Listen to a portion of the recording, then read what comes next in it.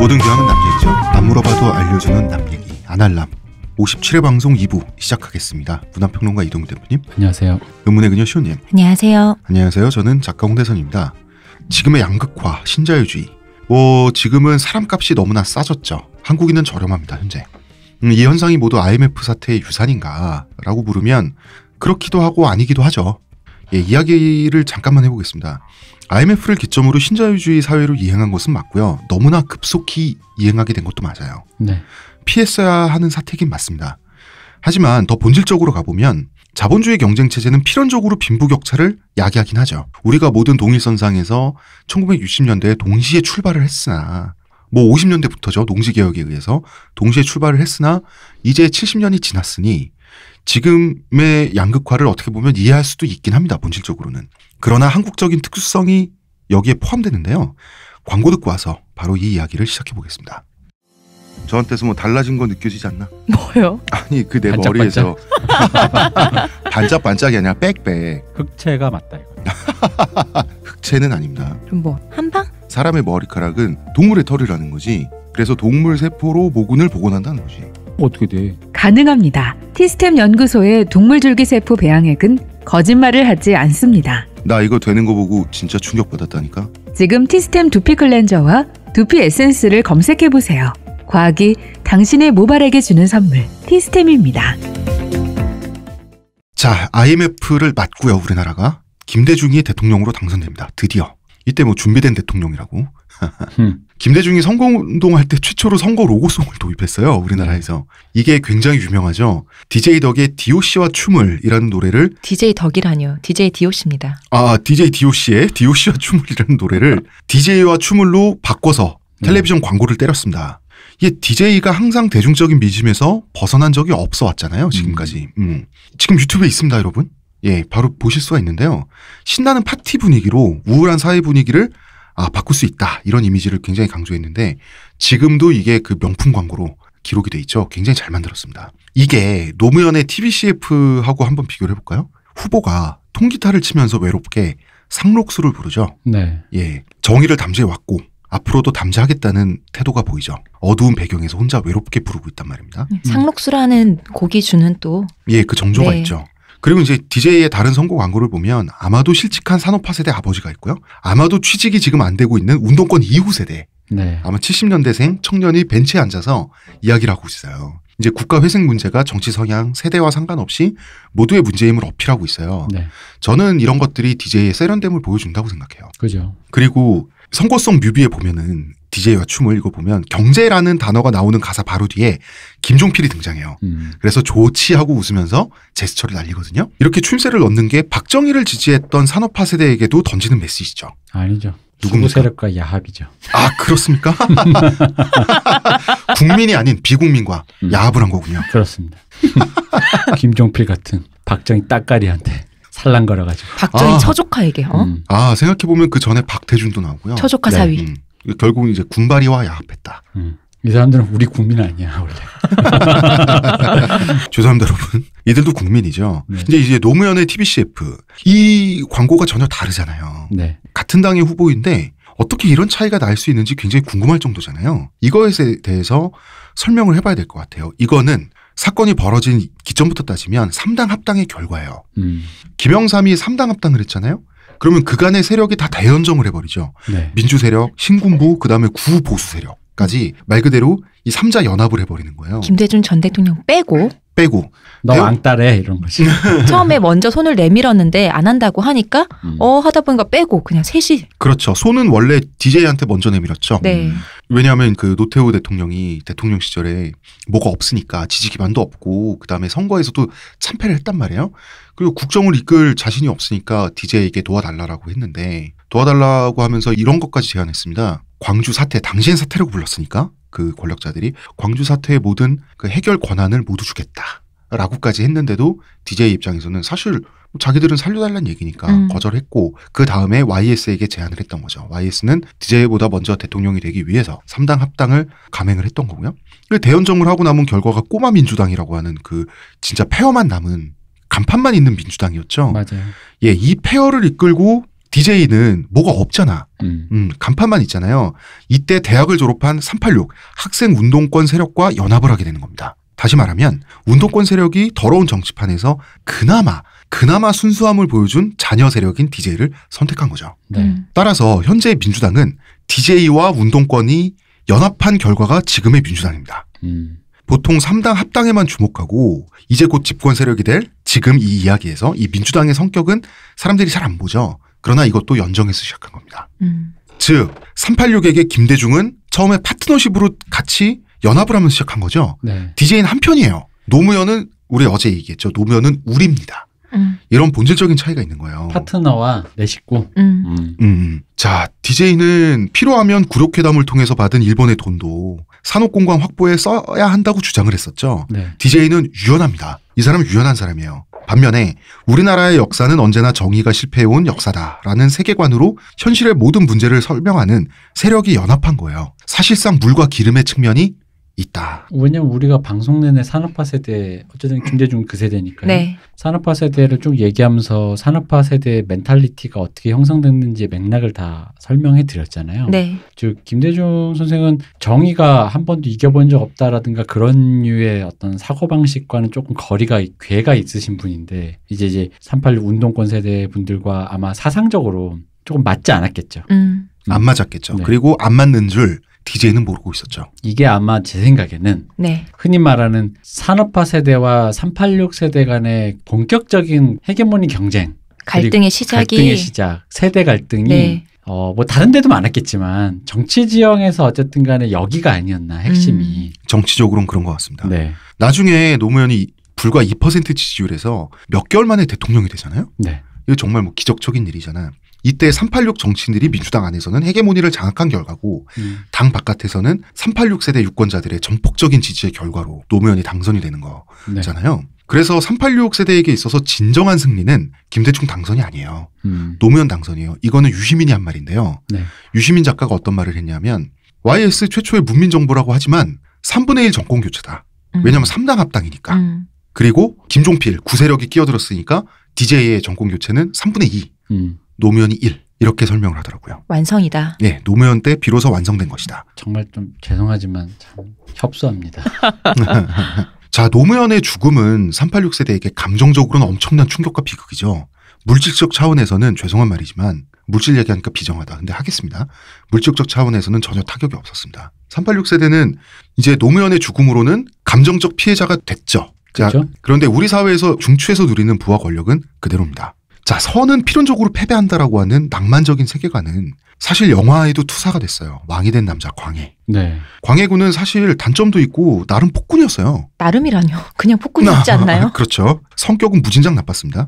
그런데 정의로운 사람은 바로 정의롭기 때문에 비극적인 최후를 맞는다고 하는 그 세계관에 맞게 광해군의 정치가 굉장히 그 정의로운 것으로 많이 윤색이 된 결과가 왕이 된 남자 광해죠. 이 광해군 열풍이 불었었잖아요. 네. 광해군을 재해석한다. 저는 그 열풍이 불 때 무슨 생각했냐면 사람들이 대부분 사람을 되게 깜빡깜빡 본다라는 생각이 드는 거예요. 왜냐면 당연히 광해군이 어쨌든 간에 왕자 교육을 받고 자랐으면 머리가 있었겠지. 근데 광해군 옛날엔 폭군이니까 미친 사람이잖아. 무슨 마약 중독자 뭐 그런 거 있잖아. 맞아. 그걸로 났죠. 난교, 섹스 파티 뭐 미친 사람 막 색정증, 사이코패스 이렇게 생각하다가 갑자기 걔가 무슨 정치 얘기했다 그러니까 하면서 난 그래서 사람을 얼마나 깜빡깜빡 봤길래 그런 얘기 좀 했다고 갑자기 또 되게 무슨 뭐 뜻을 가진 임금에 뭐 좌절된 뭐 서사를 쓰는 거예요. 이상하다. 세상 참 깜빡깜빡 본다.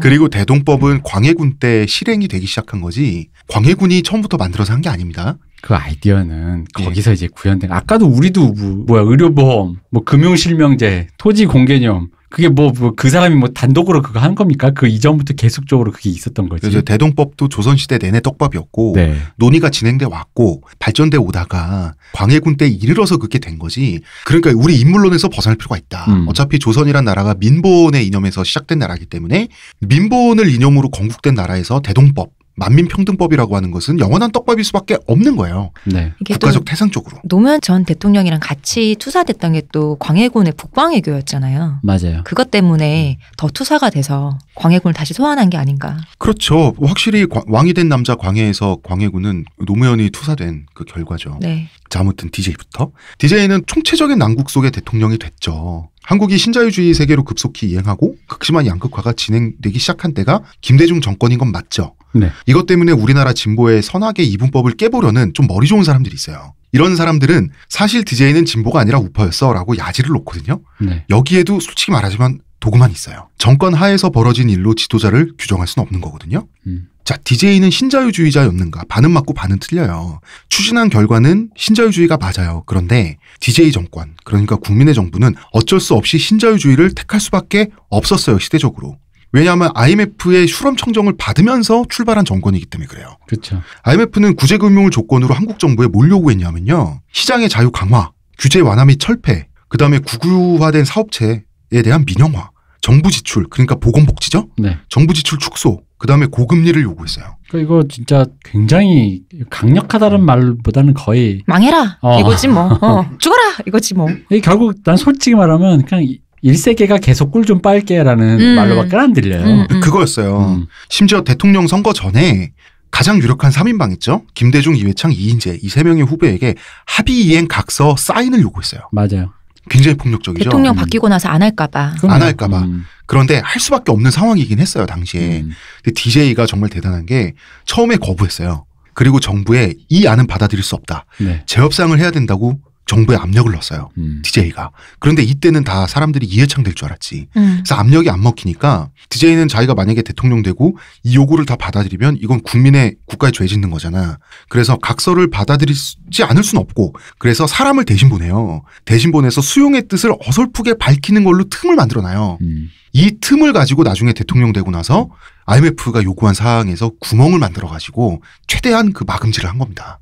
이 사람 마금질의 천재예요. 아무래도 이분은 어쨌든 경제 그 전공을 네. 하신 분이니까 김영삼 대통령의 1만 달러 같은 그런 깜빡깜빡과는 조금 디테일에서 차원이 다르죠. 완전히 다르죠. 일단 이분이 박정희와 같은 세대, 같은 계급적 배경을 가진 분이라고 우리가 누누이 설명했는데 사실 금 모으기 운동 굉장히 유명하죠. 네. 이거 박정희와 공통점이 있어요. 네. 어쨌든 하나로 만드는 거예요.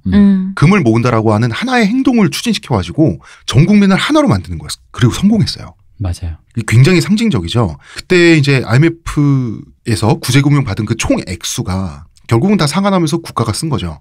580억 달러인데요. 금 모으기 운동을 통해서 모은 금이 22억 달러예요.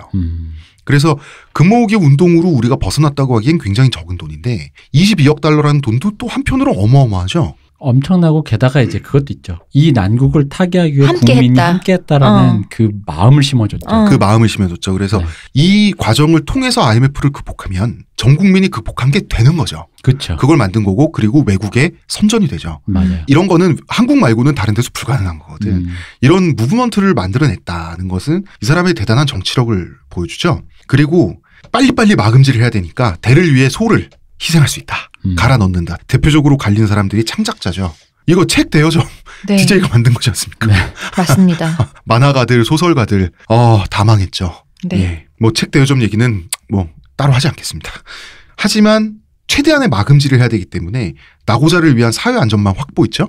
여기에는 뭐 거의 총력을 기울였습니다. 그래서 IMF가 강요했던 게 떨려져 나가는 사람들, 망하는 사람들을 위한 그 사회 안전망 확보, 정부 지출 하지 말라고 했잖아요. 네. 하지만 DJ는 어설프게 각서에 사인을 한 것도 아니고 안 한 것도 아닌 어설픈 상태를 만듦으로써 틈을 만들어놨잖아. 이 틈을 통해서 사회 안전망을 최대한 확보하는 겁니다. 그리고 이제 직업 공간이 축소되잖아요. 없는 돈에도 직업 공간이 축소되는 걸 벌충해야 되잖아. 네. 후 세대를 위해선. 그래서 시급하게 만든 게 IT 벤처 사업 키우는 거죠. 근데 이제 사실 요 얘기까지 들으면 그래봤자 그렇게 뭐 많은 사람들 구제하지도 못했고 IT 벤처는 결국 버블된 거 아니냐라고 말하는데 그러니까 그 말도 맞는데 이게 이런 느낌이에요. 이 상황이 어느 정도 상황이었냐면 그 지붕에서 물이 새. 근데 어쨌든 간에 이 물이 새는데 손으로밖에 받을 수가 없어.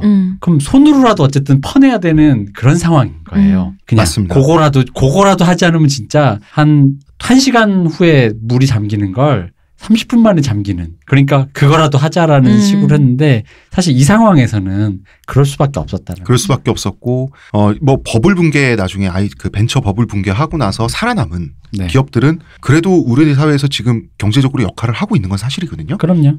무엇보다 3년 앞서서 구제금융을 조기 졸업하죠. 조기 네. 졸업할 필요성은 강했습니다. 수렴 청정이 계속될수록 이 미친놈들의 IMF 한국적인 특수성을 이해를 안 해주고 한국은 원래 기업의 부채 비율이 높아요. 네. 높은 부채 비율을 계속 돈을 굴려가면서 버텨왔고 성장해 왔는데 그걸 인정을 안 하니까 수렴 청정이 계속될수록 기업들이 자꾸 날아가고 직업 공간은 계속 축소되는 거예요. 그러면 구제금융에서 빨리 조기 졸업할 필요성은 강해요. 몇 개월 먼저라도 조기 졸업을 해야 그만큼 많은 직업을 건지는 거예요. 우리나라에서. 그렇기 때문에 급하게 조기 졸업할 필요성은 강했는데 조기 졸업을 하는데 성공했어요. 성공하는데 DJ가 대단한 건 뭐냐면 이때 DJ의 정권은 연립정권 성격이죠. 네. 자, 대통령 DJ 그다음에 국무총리 김종필. 김종필이 데리고 있는 사람들은 구공화당 세력이죠. 뭡니까? 나쁘게 말하면 유신 독재 세력이죠. 그렇죠. 그런데 국가 주도로 국가의 산업을 관리해본 경험이 있는 사람들은 이 사람들이죠. IMF의 그 진짜 신자유주의 물결에 총 공격을 받는 상황에서 우리나라가 국가 주도로 국가의 산업을 최대한 방어해낸다라고 네. 하는 것은 구공화당 세력이 더 잘할 수도 있죠. 경험이 있으니까. 자기를 괴롭혔던 세력이고 소외시켰던 세력이지만 과감하게 필요한 사람들을 이때 맡겨버립니다. 이게 이제 DJ가. 사실 우리 방송 느낌으로 말하자면 산업화 세대 정치인의 마지막 최후 대연정이죠. 예. 산업화 세대 출신 정치인이 좌우막론하고 해서 국가의 위기를 통으로 막았다. 어쨌든 간에 막아냈잖아. 자, DJ는 슬플 수도 있고 기분 나쁠 수도 있고 도덕적 순결성을 잃을 수도 있어요. 이것 때문에 유시민 같은 사람들은 3분의 2 정권 교체다라고 이렇게 폄하해서 말하기도 했지만 그럼 싱크대 달아 그냥 깨끗하게 뭘 개천에 뭐 이렇게 무슨 가재도 살고 벌레도 살고 싫으면 그냥 싱크대 달고 그냥 빡빡 닦으면 돼 옥시크린으로. 이때는 조금이라도 옥시크린 빨리 안 돼요. 왜 안 돼? 조금이라도 빨리 IMF의 수렴 청정에서 분리 독립하는 것만이 나라가 살 길이잖아. 조금이라도. 네. 이때에 이르면 쓸 수 있는 인력은 다 쓴다요. 경험이 있는 사람들은. 저는 이게 DJ의 뛰어난 점이라고 생각합니다. 그리고 사실 그 부분에서 되게 약간 다른 의미로 생각하면 가슴 벅차지 않나요? 어쨌든 간에 나쁜 놈이고 좋은 놈이고 다 모아서 국가의 위기를 모두가 함께해서 아니 이게 옛날에 이것도 오타쿠 같은 소리에서 좀 웃긴데 내가 원래 그런 캐릭터가 아닌데 이게 이상하게 나를 오타쿠로 보는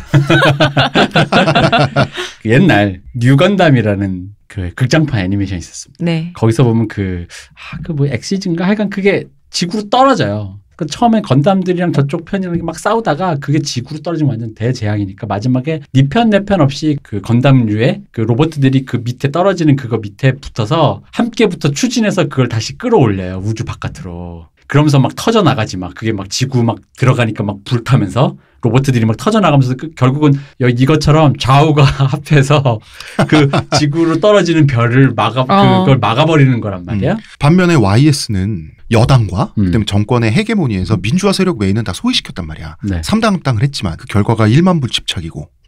그러니까 그렇게 해서 했을 때 그게 결국 너와 내가 싸웠긴 했지만 어떤 희생을 막기 위해서 너와 내가 합쳤다라는 건 다른 의미로 되게 가슴 벅차는 순간인데 그 애니메이션 마지막만 보면 되게 가슴 벅차요 진짜. 근데 이제 그런 의미로도 이해해 줄 수 있을 법한데 굳이 이거를 순결성 논쟁을 따지면서 진짜 싱크대로 아까 말씀드렸듯이 옥시크림 빡빡 닦아서 세균 없애야 돼 이런 느낌으로 만들려고 하는 뭔가 난 그게 좀 이상한 집착같이 느껴진다는 거죠. 근데 도덕적 순결성? 근데 YS 말입니다. 네. YS도 장택상이 발탁한 인물이잖아요. 네. 대지주의 아들이 대선주의 아들을 발탁했잖아. 그죠. 이 정근대적인 경제기득권, 네. 이 도련님들은 한국 경제 역할을 한 바가 없지 않나. 이런 생각마저 드는 거야. 예를 들어서 민중의 경제적 요구를 이해한 사람은 박정희, 김대중 두 사람이고 네. IMF를 수습한 것도 DJ인데 하층 계급 출신이잖아요. 그렇죠. 이런 생각도 들어요. 저는 이상한 얘기 들은 적 있어요. 386 출신임이 분명한 50대 분이 그럼 386이잖아요. 몇 년 전에 들은 얘기인데 IMF를 김대중이 오게 했다는 거예요. 아니 자기가 사고를 치고 자기가 막은 거야? 그런가 봐요. 최고인데. 머릿속에 이번에 그 세대를 살아놓고는 한창 때 살아놓고는 뒤섞여서 김영삼이잖아요 했더니 김대중이지 이러는 거예요 저한테. 그거 YS가 평생 주장하다 죽은 건데. DJ 때문에 IMF 왔다고. 무슨 소리 하고 계시는 거지? 이런 생각을 한 적이 몇 년 전에 있어요. 할 말이 없다. 진짜. 자, 그렇습니다. 자, 그러나 우리나라는 IMF를 졸업하기 위해 IMF 체질이 됐죠. 네. 그렇죠. 예. 하지만 국민들은 전반적으로 DJ의 입장과 노고를 이해해 줬죠. 왜냐하면 그렇지 않고서는 정권이 재창출될 수가 없었어요. 노무현의 인지도라고 하는 것은 전 국민적으로는 굉장히 없었어요. 그런데 노무현이 당선됐다는 것은 DJ의 노고를 인정해 줬다는 반증이죠. 그렇죠. 예. 근데 노무현의 등장이 진짜 임팩트가 있긴 했어요. 임팩트 어마어마했습니다. 최초의 임팩트가 그 전두환 청문회 때잖아요. 네. 거기서 네. 진짜로. 그래가지고 당신은 뭐야 쓰레기야 악마야. 당신은 악마야인가? 그래서 명패 집어 던졌다가 사과했단 말이야. 근데 그게 굉장히 강렬한 인상이었거든요. 그러다가 이제 다시 이렇게 부상하는데 네. 확실히 그 세대 그 386 세대의 어떤 그 정서의 그 뭐랄까 붙는 게 있잖아요. 정의를 담지하는 부분을 구현해내는.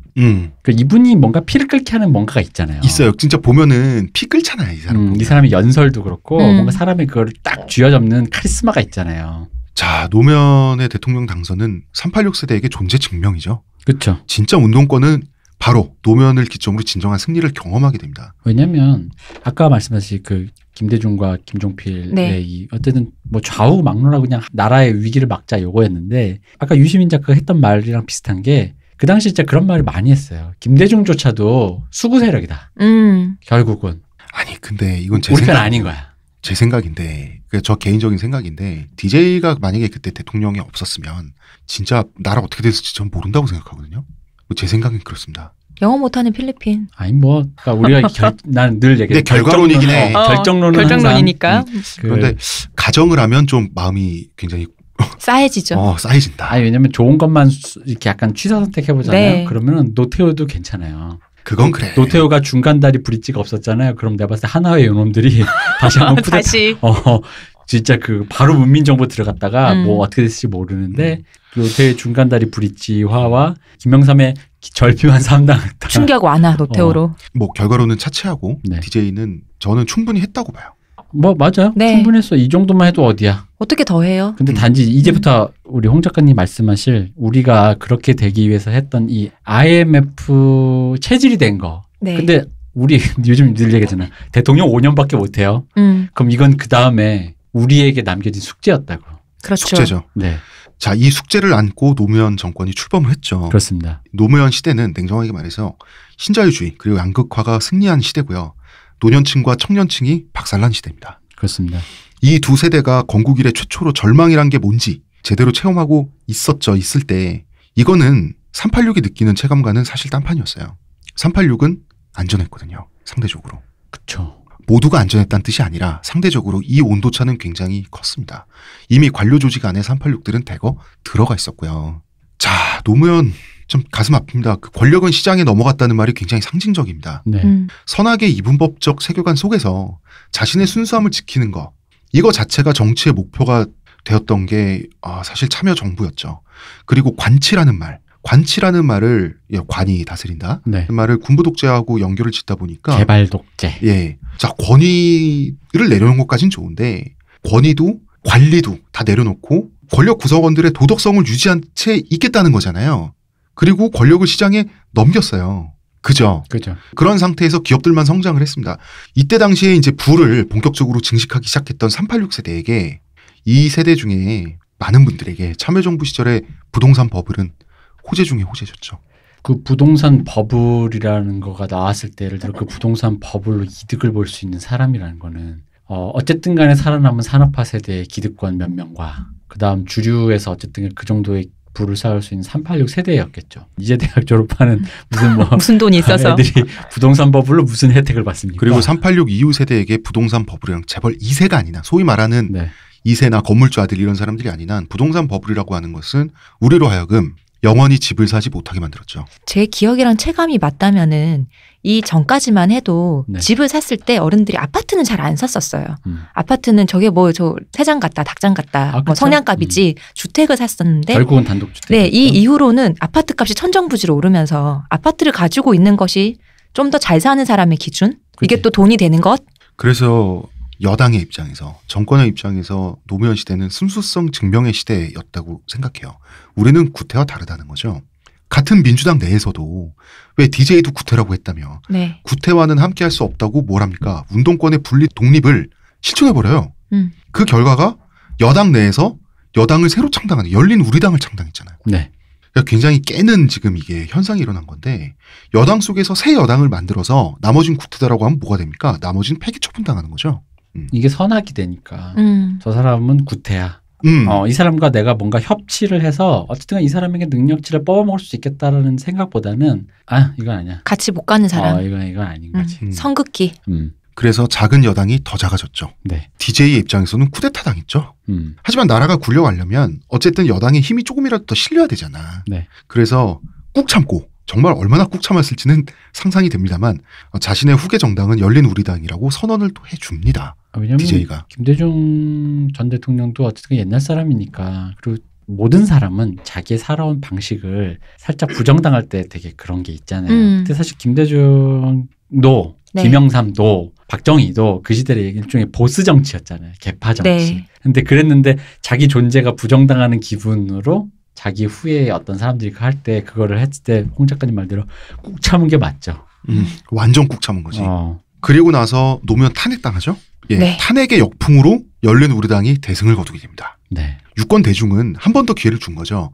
식물 대통령, 식물 여당, 나라가 굴러가야 되니까 이 위기에서 한 번 구원을 해준 겁니다. 유권 대중이. 그러다가 이제 보수 세력이 박근혜 돌풍으로 개헌선을 저지하긴 했어요. 하지만 대승이에요. 160석 그 금방을 얻었죠. 그러니까 그렇죠. 이 집권 세력 열린 우리당은 여당 바깥에 단 20석하고만 타협했잖아요. 단 20석의 국회의원만 끌어들였으면 모든 걸 할 수 있었어요. 모든 걸. 안 했죠. 이걸 안 한 겁니다. 걔들도 구태니까요. 우리랑 손잡을 수 없는 사람이죠. 그 정치 공학이란 게 있는 건데. 그래서 유시민이 그때 뭐라고 했냐면 여러분 20석만 더 줘서 개헌선만 더 넘겨주시. 서운하다는 식으로 얘기를 했어요. 대승을 걷어놓고. 그 순수성 증명이죠. 그랬습니다. 노무현 대통령 말이죠. 좌파나 우파나 이분을 굉장히 오해하고 있습니다. 우파는 노무현 보러 빨갱이라 그러잖아. 네. 노무현은 외교, 국방, 안보에 있어서는 자타가 공인하는 실력을 증명했어요. 그렇죠. 이 분야에서는 노무현 이전과 이후가 우리나라 국방 안보 수준이 한 단계 업그레이드 됐거든요. 지금 우리나라는 국방 선진국이에요. 그런데 왜 전반적으로 참여정부가 실패했는가. 이걸 보면은 내치, 즉 이 경제 문제, 먹고 사는 문제에서 권력 행사를 참고 세계의 흐름에 놓아둔다.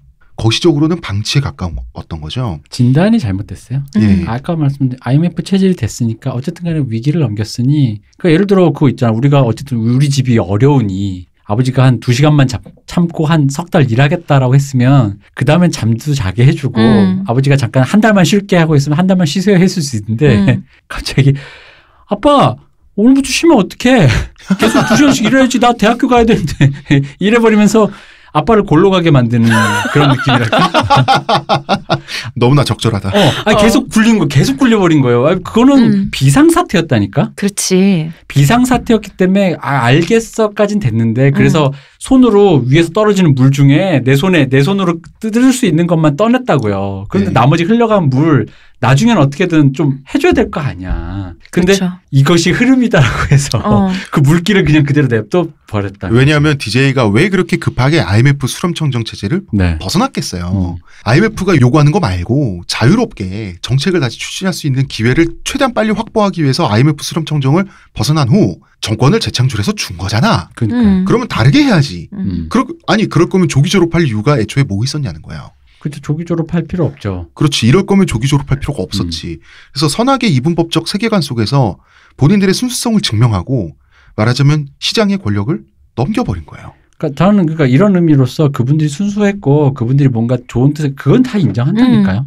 인정해요. 인정하는데 그래서 나온 결과가 딱히 좋지 않았다. 그 얘기를 하는 거예요. 예. 그래서 오죽하면 착한 FTA, 나쁜 FTA, FTA에 어떻게 도덕적 가치 판단이 들어갑니까? 그렇습니다. 심지어 그러니까 푸타라고 하겠습니다. 귀찮으니까. 좋은 푸타, 나쁜 푸타도 아니고 착한 푸타가 뭡니까? 역시 MB는 대단하다. 왜요? 저는 이게 착한 FTA, 나쁜 FTA가 아니라 나쁜 FTA, 좀 더 나쁜 FTA라고 보거든요. 역시 우리 MB는 깨알 같다. 항상 모든 걸 조금씩 더 확보시키다. 우리 명박이 형. 자, 우리 광고 듣고 오겠습니다. 하루의 건강을 위해 아로니아 농축액을 물에 섞어 마시는 것도 귀찮다고. 그런 당신을 위한 평산네이처의 새로운 야심작 하루니아. 하루에 한 포 알약으로 섭취하는 아로니아 농축액입니다. 이제 건강과 함께 간편함도 챙기세요. 국내 최대 함량, 최다 판매를 자랑하는 평산네이처가 만들었습니다. 전 편한 게 제일 좋아요. 하루니아. 반가운 분이 등장하셨네. 저 이분 좋아합니다. 현재 살아있는 이명박 말이죠. 네. 유일한 전직 대통령입니다. 저는 그 이분이 정말로 마음에 들어요. 어떤 면에서요? 이 사람이 실제 세계에서 존 윅이 살아있으면 이런 캐릭터다. 사실 손에 총만 없으면. 그래서 영화에서 존 윅은 되게 멋진 사람이지만 네. 실제 세계에서 그렇게 사람 목숨을 아무렇지 않게 헤드샷 빵빵 날리면서 끝까지 살아남는 사람의 실제 모습은 이명박에 그렇지 않을까? 이분에 가깝다. 소트발도 비슷하다. 얼굴이. 그리고 우리 명박이 형 말이죠. 네. 음식을 너무 맛있게 먹어. 진짜. 아유, 오뎅 찰지게 드시는 거라. 정말 따라갈 수가 없어. 나는 그 군대에서 밥 먹는 거 있잖아요. 그 밥을 그렇게 맛있게 드시냐? 어떤 캐릭터로서 굉장히 그러니까 그 캐릭터성이 굉장히 가치가 있어요. 네. 그러니까 그 캐릭터를 이해하고 나면 모든 행동이 예측 가능하다. 네. 뭐 뽑은 게 잘못이지 뭐. 그러니까. 그 사람이 잘못된 게 아니야. 그 사람도 잘못이야. 아니 왜냐면 나는 솔직히 말해서 진짜 전 솔직히 네. 이명박이 그렇게 할 거란 거 다 알고 있었잖아. 아니 알았지. 근데 작작 해먹어야 될 거 아니야. 작작.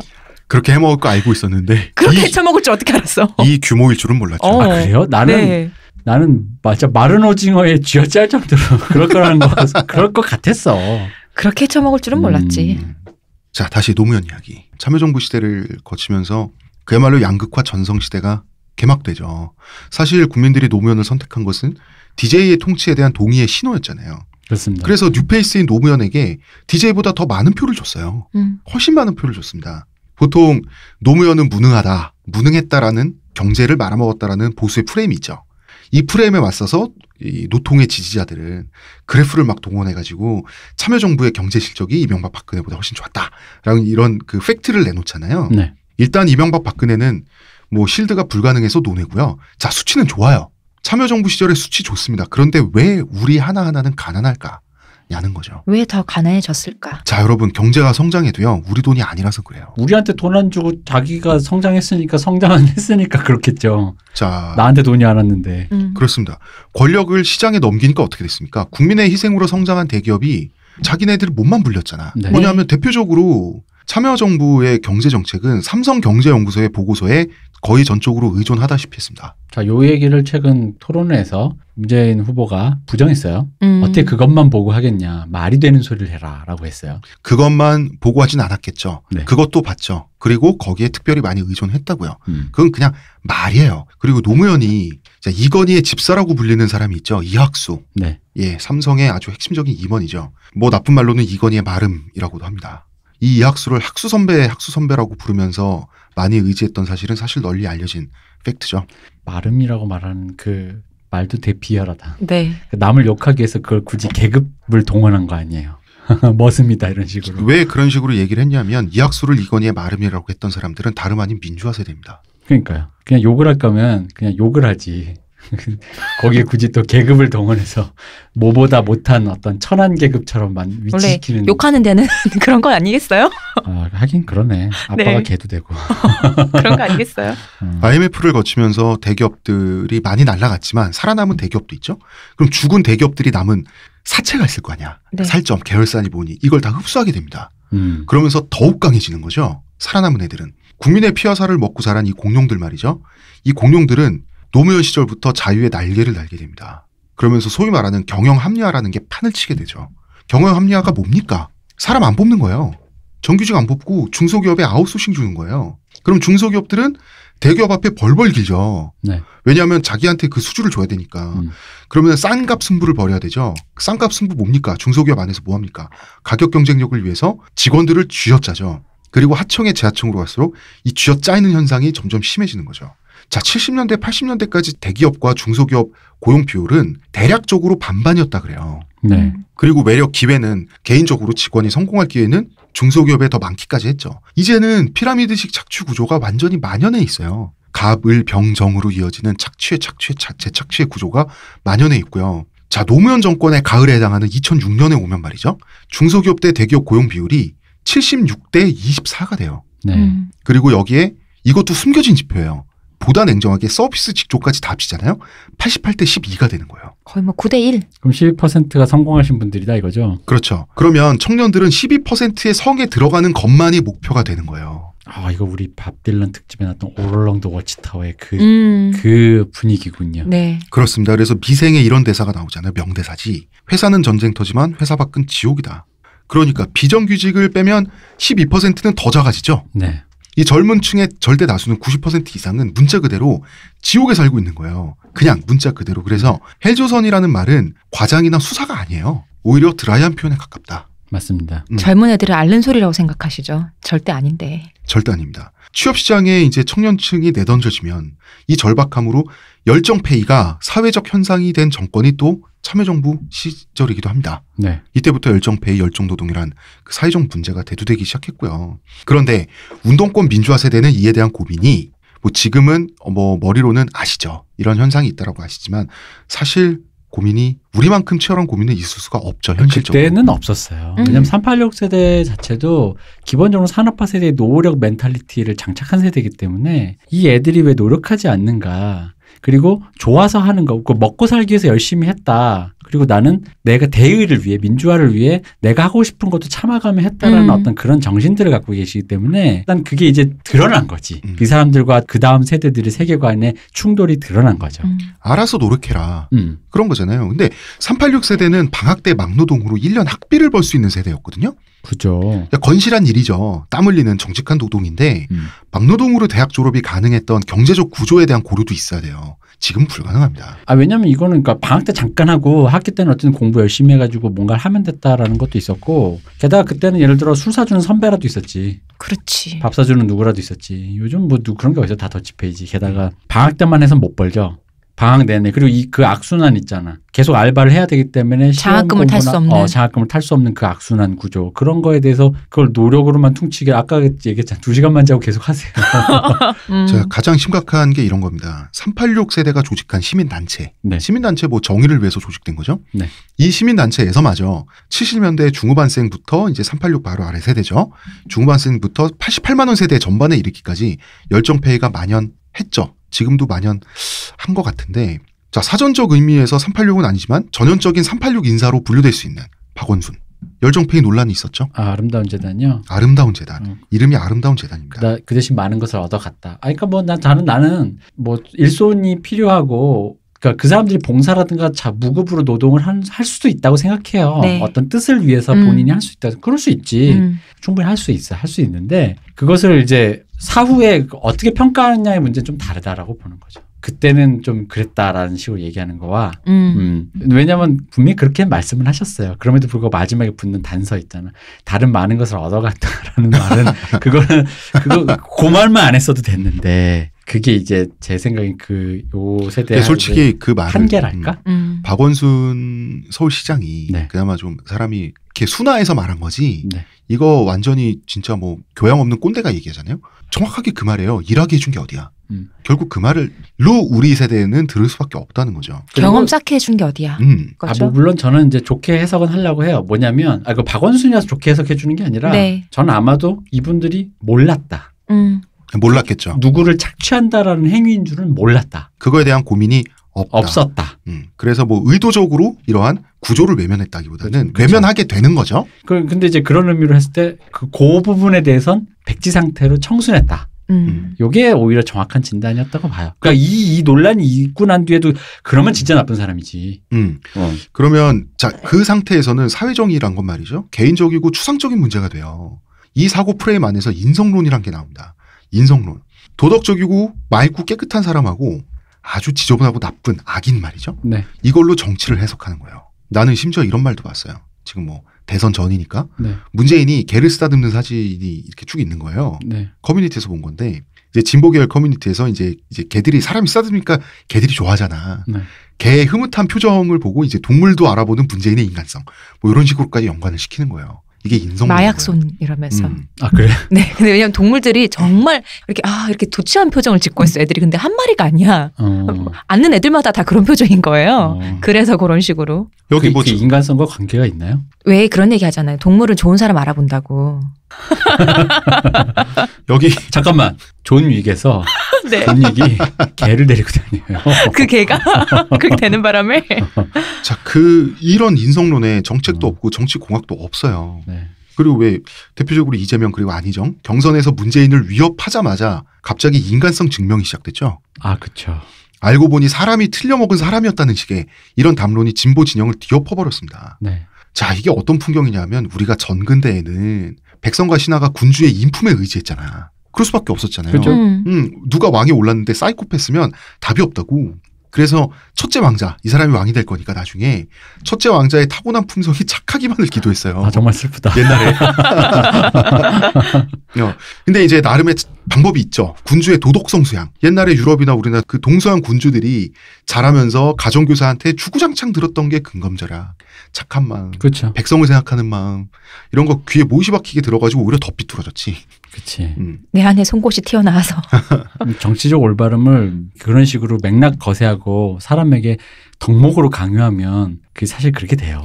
근데 정근대 시대에는 덕목으로 강요할 만도 했죠. 아, 그때는 그렇지. 그런데 이게 맥락을, 그러니까 이것도 마찬가지니까 그게 맥락 교육이 돼야 되는데 다 짜자 착하라 그러면은 그냥 어렸을 때 그것만 귀에 못이 박혀서 들으면 좀 왠지 삐뚤어지고 싶지 않나요? 예, 그렇게 삐뚤어진 군주들이 여러 때죠. 그렇죠. 예. 맥락을 설명을 안 해주니까. 내 맘대로 할 수 있을 때 되면은 해보고 싶지. 아, 물론 어른들이 또 옛날 역사 교육하면서 맥락을 설명해줬다고 본인들은 생각하는데 우리 요즘도 그렇지만 자라나는 학생들에게 그거를 알아듣게 설명하는 건 참 현대에서도 힘든 문제다 보니까 그렇습니다. 자, 이제 그러다가 마키아벨리의 군주론이라는 이상한 책이 나오죠. 군주론은 저는 이 책을 처음 봤을 때 이상했어요. 굉장히 비열한 정치학이거든요. 네. 뭐 공학에 대해서 다루니까 네. 그렇죠. 그런데 왜 근대 정치를 열었다라고 평가를 받냐면 군주의 역할을 품성론이 아니라 방법론으로 접근했잖아요. 그렇죠. 정치 공학으로 접근했잖아. 이게 그래서 근대 정치학의 출발점으로 보거든요. 지금은 그 정치 공학이 정당 정치로 더 복잡화됐단 말이에요. 네. 정밀화됐고. 그래서 지금의 인간성 증명 정치, 관심법 정치가 얼마나 퇴행적이냐는 거예요. 이것이 80년대 운동권 시내에서 공고되었던 선악의 이분법적 세계관에서 아직도 우리가 사고하기 때문이라고 저는 보거든요. 그리고 이 세계관이 진보 진영의 심리적 성격을 형성하고 있어요. 그냥 사람이 나쁘건 말건 나는 상관이 없거든요. 그 우리 그때 저번 시간에 노무현 고졸이다 뭐 이런 거 있잖아요. 그 사람 고졸이든 중졸이든 아예 그런 거에 자체가 관심도 없고 잘할 수 있는지만 보면 된다라는 건데 그런데 그 사람이 성군이었으면 좋겠는 거죠. 그렇지. 좋은 사람이기도 했으면 좋겠는 거죠. 그런데 그 사람이 성군인지 아닌지는 어떻게 알아요? 알 방법이 없으니까 관심법 하는 거지. 개를 쓰다듬고 강아지들이 좋아하고 어린아이를 좋아하고. 근데 사실 나는 모르겠어요. 그러니까 그 부분을 정치인이 그래야만 하는가. 요즘 같은 시대에 특히나 국민이 투표를 뽑는데 굳이 그럴 필요가 있을까? 그러니까. 자, 그래서 그 인간성 증명을 당해서 인간 쓰레기로 낙인 찍혔던 안희정이 실제로 한 발언입니다. 이것은. 자, 인간 쓰레기가 말합니다. 인간 쓰레기의 발언입니다. 네. 선악의 이분법을 넘어 새로운 견해로 넘어가자. 지금 정치권은 진영의 논리에 입각해서 정치적 이익을 챙길 뿐이지 실질적인 국민의 먹거리와는 전혀 동떨어진 정치를 하고 있다. 새 정치를 위해 안철수가 소환된 이유가 그것 때문이다. 중립을 하자는 게 아니다. 좌우 서로는 모두 공동체다. 혁명을 할 때는 타협이 있을 수 없었다. 선과 악, 정의와 불의의 싸움이었다. 그러나 그것은 20세기의 진리관이다. 지금은 통용되지 않는다. 과거의 사고관으로부터 벗어나야 한다. 타협을 강조한다고 소신을 버리는 것이 아니다. 소신을 가진 채 타협하는 것이다. 대한민국 근현대사 100년을 뛰어넘겠다.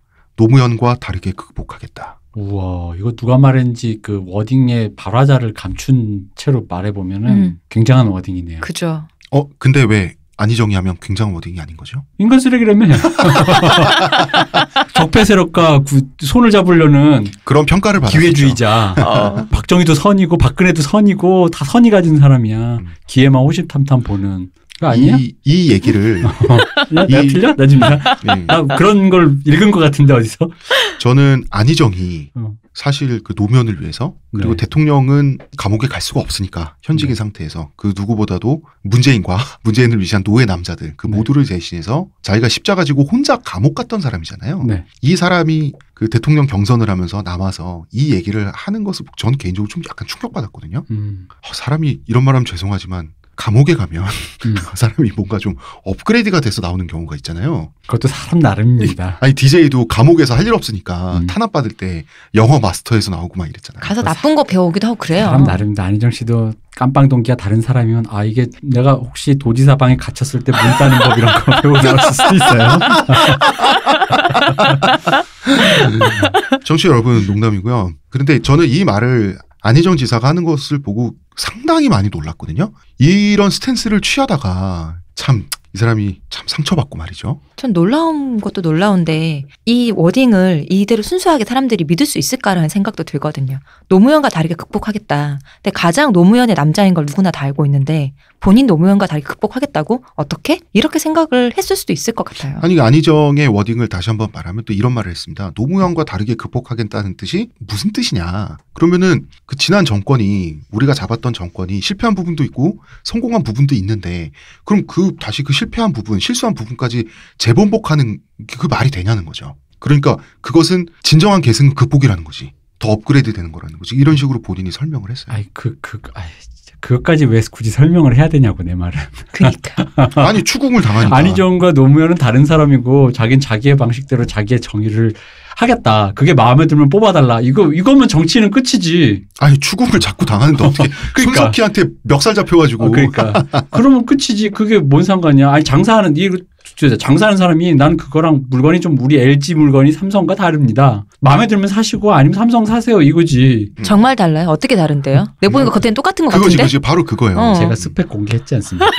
좀 읽어보세요.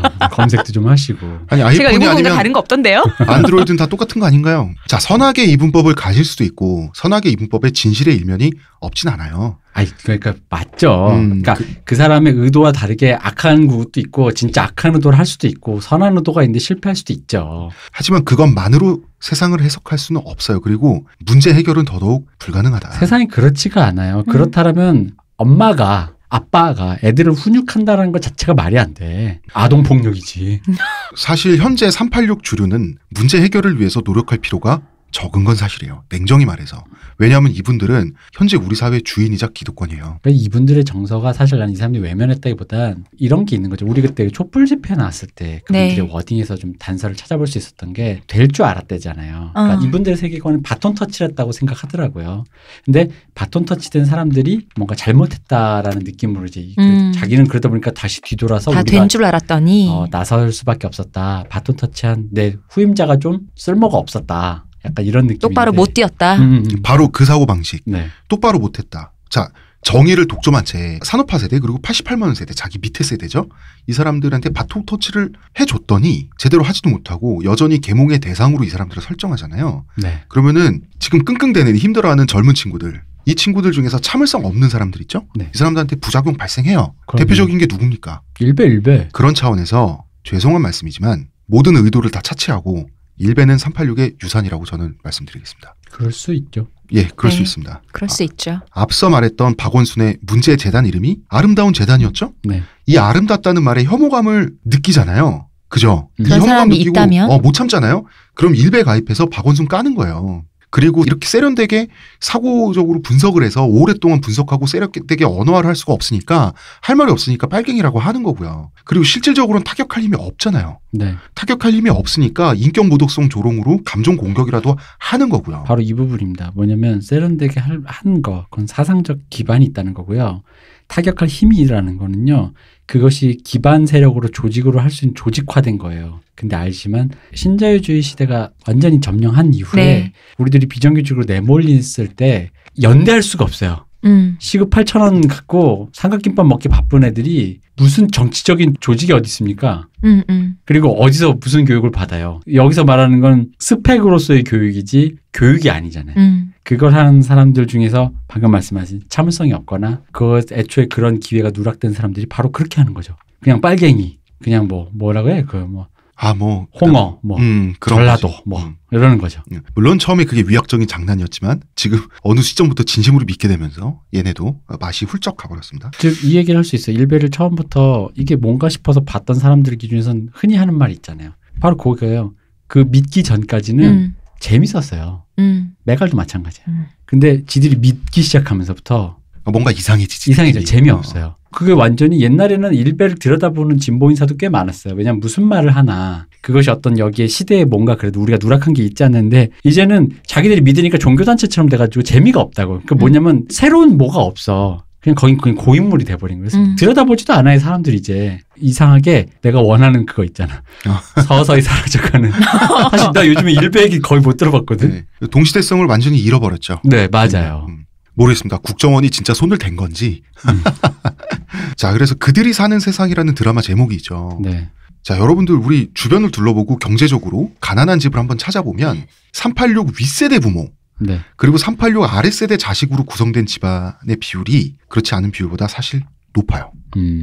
예, 386은 굉장히 안전했습니다. 그리고 386은 사실 그 산업화 세대가 만들어 놓은 이 관료제, 산업화 세대가 만들어 놓은 건물에 입주해서 정작 그 건물을 만든 산업화 세대들은 그 건물에서 다 쫓겨났어요. 그래서 그 건물을 차지했는데 그럼 그 건물 안에 자신들의 이후 세대들을 초청을 잘 해줬느냐 하면 사실 그렇진 않아요. 그래서 지금의 신자유주의 시대의 최종적인 수혜자이자 승리자는 386 세대가 맞아요. 이거는 386 세대가 의도적으로 잘못했다는 게 아니라 결과적으로 그렇다는 거예요. 그래서 386 세대가 아무래도 그들이 사는 편한 세상 속에 있다 보니 그 바깥에 진짜 사회적인 심각한 문제들이 있죠. 거기에 대해서는 잘 주목을 못하고 여전히 80년대 기준의 선악의 이분법에만 매달려 있을 수도 있어요. 그리고 그 진보 성향 유권자들 중에서 자신들의 이후 세대에게도 이런 선악의 이분법적 본인들에게 결과적으로 죄송한 말이지만 유리한 선악의 이분법적 세계관을 이식하는데도 솔직히 말하면 성공하긴 했어요. 자, 저희는 잠깐 광고 듣고 오고요. 지금 티스템 두피 클렌저와 두피 에센스를 검색해보세요. 과학이 당신의 모발에게 주는 선물 티스템입니다. 자, 그런 것 같아요. 어쨌든 간 저는 386이 뭐 악마적으로 윗사람들은 두드려 패고 아래 후배들은 뭐 쥐어짜겠다 이런 생각을 가졌다고 생각하지는 않아요. 그렇게 의도성을 개입하는 순간 우리가 사람을 미워하게 되는 거예요. 그렇죠. 그럴 수도 없잖아요. 다만 386이 믿었던 그 근간의 대다수가 조금은 오류가 있다라는 말을 하려는 거예요. 그러니까 여러분이 얘기했던 노력이라든가 시장이 자유화가 되면 알아서 열심히 하기만 하면 모두가 성공할 수 있고 그런 시스템이 생각보다 세상이 복잡해요. 당신들이 파악하지 못했던 그 논리들로 인하여 당신들만큼 하더라도 당신들 근처에도 못 가게 되는 그 이후 세대와 이전 세대의 그 어떤 누락됨에 대해서 얘기하는 거예요. 그리고 그것은 당신들이 계산했던 거가 일정 부분 오류가 났다. 그 계산법이 조금 어딘가 있다라는 거. 그러니 우리 수정하자인데 바로 이 계산법의 수정에서 갑자기 선악이 갑툭튀했을 때 엉켰을 때 그러면 뭐냐? 저 적폐 세력인 사장놈과 매춘이나 하는 이건희와 내가 하자는 거냐? 그럼 뭐 삼성에서 그 월급 받으시는 분들은 평범한 가장은 매춘부나 고용하는 그런 포주 같은 놈이 주는 돈이나 받거든. 애들 학교를 그러니까 이렇게만 생각하면 안 된다는 거지. 좋냐? 좋냐? 그렇게 그런 거 해가지고 그런 놈이 그냥 주는 돈이라 그것도 고맙다고 받아가지고. 그러니까 지금 우리나라 사회가 사회 구성원의 절대 다수가 불행한데 네. 지금 대표님 말씀하시는 그런 세계관으로 문제의 원인을 지목하잖아요. 네. 그럼 모든 게 한뭉탱이가 돼요. 재벌, 대기업, 그다음에 여기에 재벌 총수의 인성까지 들어가. 그쵸. 성매매하는 이건희처럼.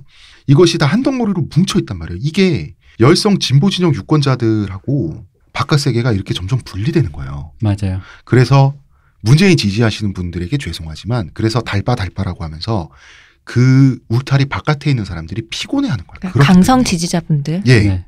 예, 저희도 그럴 거예요. 38년대. 이거 몇 살이야 대체? 80년대에 대학 다녔으면 저도 운동권 프레임에서 자유롭지 못했을 거고요. 공부 똑같이 안 했을 거고요. 취직시켜준다면 당연히 취직했을 거고요. 뭐 안 자른다는데 당연히 회사 계속 다녔을 거고. 그럼 법인카드로 보내준다는데 룸사롱도 갔을 것이고. 예. 적극적으로다가. 법인카드로 가발하고 법인카드로 탈모약 사고. 88정 사고. 이 사람 진짜. 자, 386 세대 분들의 인간성을 부정하는 게 아니고요. 청와대야 뭐야? 저희가 하고 싶은 말은 그만해. 하고 싶은 말은 운동권 세대 분들의 의식의 전환 없이 이 세상은 계속 헬조선일 것이다. 요 얘기를 드리고 싶은 거예요. 그리고 라스트맨은 386 분들은 퍼스트맨에게 받은 게 있잖아요. 네. 그리고 아직은 아래 세대에 준 것이 없어요. 민주화 해줬잖아요. 우리 지금까지 계속 그 얘기했잖아요. 그래서 여러분들이 잘못했다는 게 아니라 이제는 우리 사회가 왜 이 모양이냐는 질문에 대답할 분들이 386 세대 분들이라는 거예요. 이거는 잘못을 했다는 게 아니라 잘잘못이 아니라 시민사회 구성원으로서의 책임에 관한 얘기잖아요. 그리고 이제 이 사회의 어른으로서 한 번쯤 이런 질문 앞에 서야 될 시간이기도 하죠. 그런 시간이 왔죠. 네. 그래서 우리 사회의 문제의 원인으로 산업화 세대를 지목하는 일은 이거는 의도와 상관없이 결과적으로 비겁하다. 이 얘기를 드리고 싶습니다. 그러니까 여러분이 이제 왜 우리 회사 다니다 보면 이런 일 있잖아요. 왜 남의 지시만 받을다가 네. 흔히 뭐냐면 왜 45살 이 근처에 차장 부장 안 되면 우리 명퇴당하잖아요. 네. 웬만해선. 그때 이런 게 있어요. 대리나 과장 하면요. 한 번씩 검토를 받는 입장이거든요. 책임까지는 아니에요. 물론 그것도 책임져서 그냥 또 말단 자른 그런 나쁜 놈들도 있지만 보통 그래요. 그러다 갑자기 책임을 지는 자리 부장, 차장, 상무, 이사 되잖아요. 당황하는 경우가 있어요. 그러면 대리나 과장 시절의 관성 가지고 그걸 자꾸 어딘가로 하게 돼요. 그래서 말단을 자르는 돌리는 거고 말단을 자르는 이상한 책임을 지지 않으려는 그 중간 다리들이 네. 생기거나 혹은 정치질을 잘해서 윗사람을 없애고 쿠데타로 해서 자기가 왜 그 사내 정치 있잖아요. 네. 그걸 하려는 것처럼 하게 되는 경우가 많거든요. 왜냐하면 그러니까 내가 주역이라는 사실이 잠깐 당황스러울 때가 있는 거예요. 대학교 처음 들어갈 때도 그러지 않나요? 특히 우리나라에서 고등학교 때는 그치. 떠먹여주는 수업하다가 갑자기 막 알아서 공부해야 되잖아요. 그때 되게 당황하잖아요. 네. 그런 거예요. 근데 제가 생각에 386이 느끼는 그 당황스러움이 바로 여기인 것 같거든요. 그렇죠. 왜냐하면 3860 운동권 시절부터 80년대부터 항상 악은 물러가라라고 항상 지금의 잘못된 현실에 대한 안티테즈였잖아요. 그렇죠. 그리고 사실 이건 열린우리당의 정권의 성격까지도 왔어요. 맞아요. 안티테즈였는데 여당이고 정권을 쥐었으면 태제여야 돼요. 맞아요. 뭘 제시하고 비판을 감수하겠다가 돼야 되는데 그걸 안 했단 말이에요. 그래서 당황스러울 수 있지만 우리 사회가 왜 이 모양이냐는 질문에 대답할 분들은 바로 386세대 분들이라는 사실을 알아주셨으면 좋겠다는 부탁으로 2부 방송을 끝내고요. 이제 우리는 이 모든 시리즈의 최종장으로 내일 넘어갑니다. 내일 JYP 나오나요? 몰라. 나 JYP는 대표님한테 다 맡겨버릴 거야. 내일 3부에서 모든 이야기가 끝납니다. 여러분. 의문의 그녀 시호님 감사합니다. 문화평론가 이동규 대표님 감사합니다. 감사합니다. 저는 작가 홍대선입니다.